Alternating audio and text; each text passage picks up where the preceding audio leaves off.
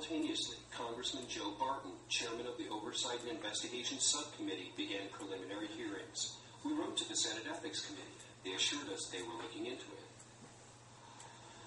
Most significant, the FBI announced a probe. The government appeared set to uncover the truth.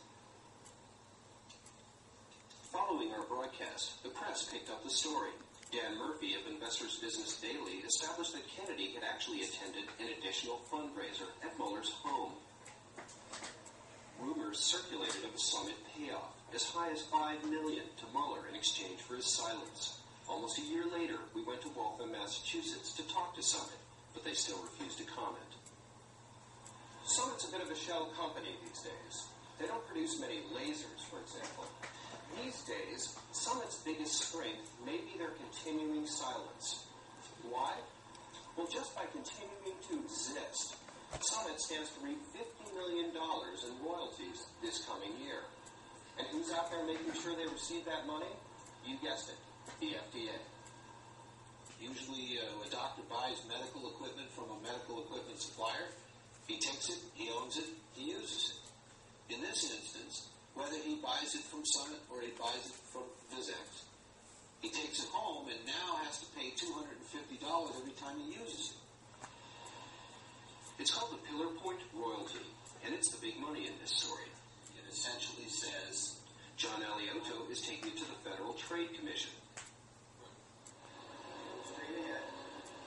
For doctors to operate on an eye, one little card must be fed to the machine. Cost of a card, $250. And it doesn't matter if the machine is Summit or Visex, because they're splitting the profits. well, that's a good summary. Mark Logan, president of Visex, says it's not price fixing.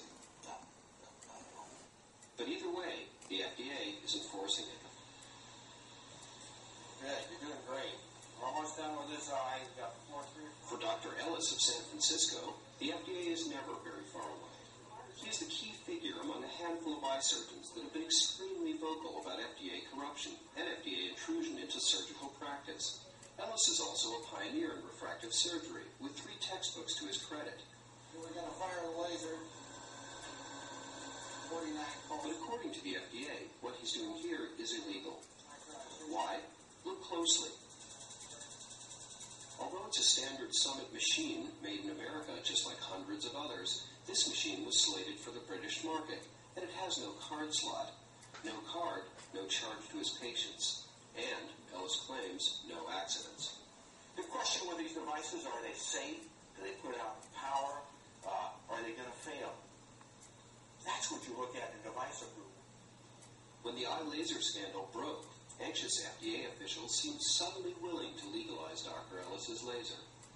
Send us your names and addresses and a serial number, and we'll certify. Well, what happened was a cruel hoax, because instead of certifying, within 9 months, FDA turned around and said, we're dropping the certification program, and by the way, we've got all of your names now, and please stop using the laser. This was no idle request. Following the June warning letter to the doctors, the FDA seized $4 million worth of uncertified machines in Florida. Devices worth hundreds of thousands of dollars were suddenly worthless. The FDA even set up a special snitch line to coax doctors into reporting medical complications from uncertified lasers. In the recent condemnation of the imported and the custom-made machines, the FDA has said that the OmniCard is essentially, as I read this, medically, safety-wise required. And that's really going the full 9 yards for the price-fixing arrangement. Okay,